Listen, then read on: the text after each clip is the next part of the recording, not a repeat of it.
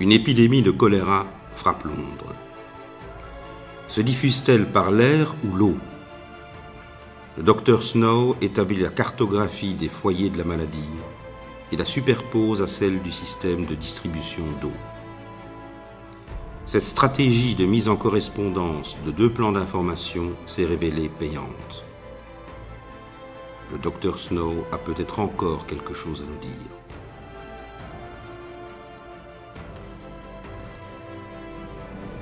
Il y a trois manières d'écrire l'histoire. La première, qui est aussi la plus traditionnelle, suit le principe de linéarité du temps. Il s'agit de l'histoire événementielle, l'ordre chronologique. La deuxième, qui se développe surtout à partir du XXe siècle, thématise le passé, donnant naissance aux dimensions politiques, économiques, sociales, ou ici technologiques, du récit historique. La troisième est l'histoire géographique, identifiée à un lieu, de l'espace local à l'espace transnational. Mais il existe en réalité une dernière dimension de la temporalité historique, la plus récente à vrai dire, la mémoire.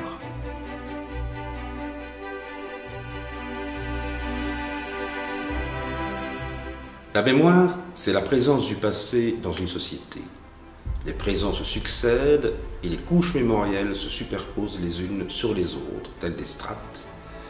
Et les souvenirs d'un événement viennent, génération après génération, compléter le profil, les contours, la nature, la densité de l'événement lui-même.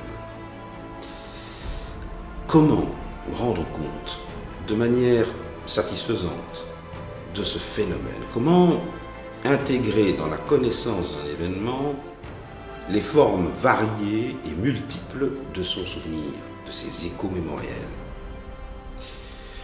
C'est l'enjeu de l'étude de la transmission de la mémoire. Avec l'évolution extraordinaire des nouvelles technologies, l'heure est venue de concevoir une nouvelle manière d'écrire l'histoire enrichie de ses couches mémorielles et de la rendre accessible à tous de façon à tendre vers une nouvelle compréhension de l'humanité, de son vécu, de ses héritages, de son identité, de son patrimoine. C'est à cette fin qu'est initié le projet Humanity. Ce Global Memory Project est sous-tendu par l'idée de mettre à la portée d'un particulier, depuis son support informatique, fixe ou mobile, n'importe où dans le monde, l'ensemble de la mémoire de la planète. Mais cette histoire de couche mémorielle vous laisse peut-être perplexe. Suivez-moi du côté du champ de bataille de Waterloo.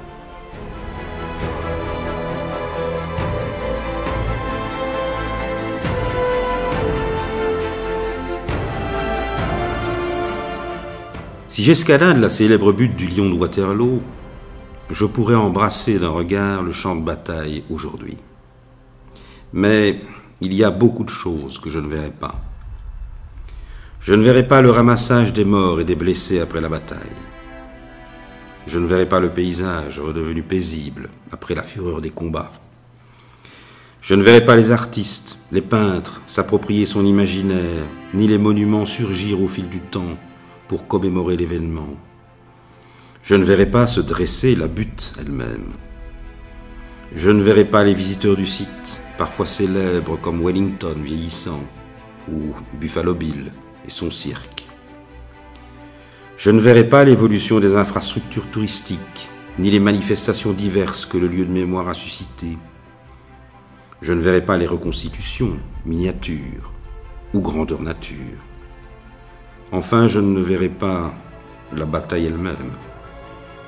Qu'aurais-je finalement vu au terme de mon ascension? Un paysage. Mais je n'aurais pas vu les couches mémorielles qui se sont accumulées depuis le 18 juin 1815. Mais la bataille de Waterloo, ce sont avant tout des dizaines de milliers d'hommes qui ont leur propre trajectoire individuelle. Et je peux aussi isoler un régiment d'entre eux. Pourquoi pas le 71e Highlanders? Je le découvrirai évoqué dans les reliques des musées, les figurines, les peintures, les monuments, les albums de musique, et bien sûr dans le monde virtuel, à travers des blogs, des forums, des sites, des réseaux sociaux. Cette trajectoire des individus qui font l'histoire, elle peut nous conduire aux portes de ces cimetières à croix blanche, où reposent des combattants d'autres guerres,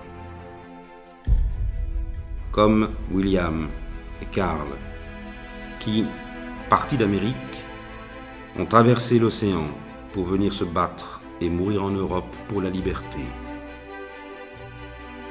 William et Karl sont devenus des acteurs de la mémoire.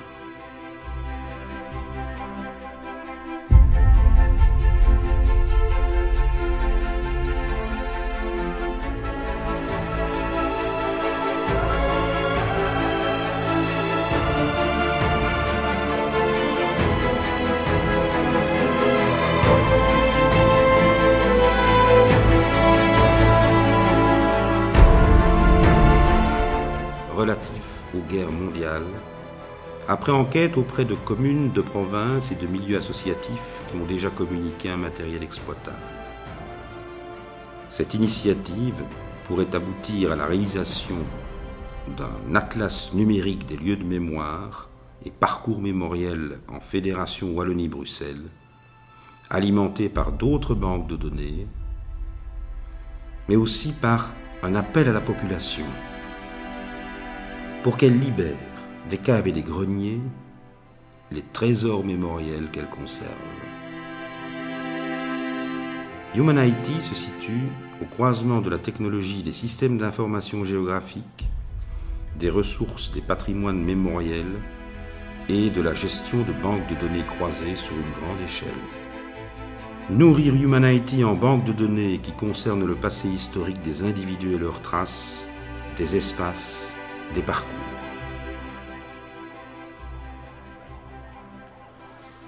Bien sûr, le projet Humanity implique des partenaires industriels. Ici se situe le rôle d'Oscar, une entreprise wallonne performante en matière de gestion de banques de données en géolocalisation, qui a reçu en 2012 le prix du meilleur partenaire mondial du géant Oracle.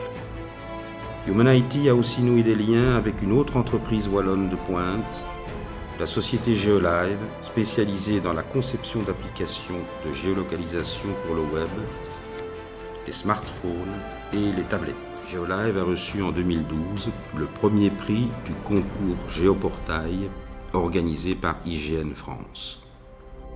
Pour réconcilier la mémoire collective et la mémoire individuelle, pour tendre vers une nouvelle communauté de partage du savoir historique et du patrimoine mémoriel universel, un réseau social spécifique s'impose.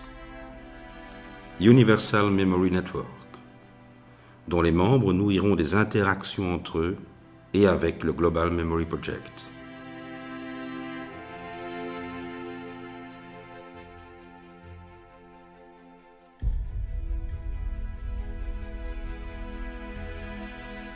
Pour lancer Humanity, des prototypes sont en cours de conception, comme les itinéraires des déportés du nazisme, les lieux de mémoire de la Première Guerre mondiale en Belgique, ou les itinéraires de l'épopée napoléonienne.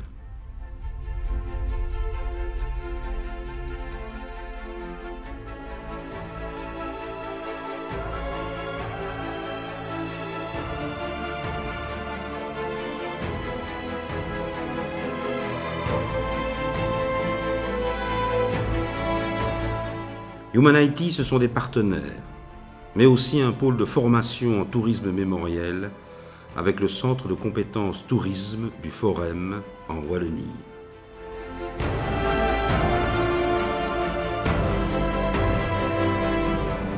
Humanity va développer différents secteurs ou branches d'activité, notamment via des éditions électroniques sous différents supports, des abonnements, des applications pour des itinéraires mémoriels, des outils virtuels.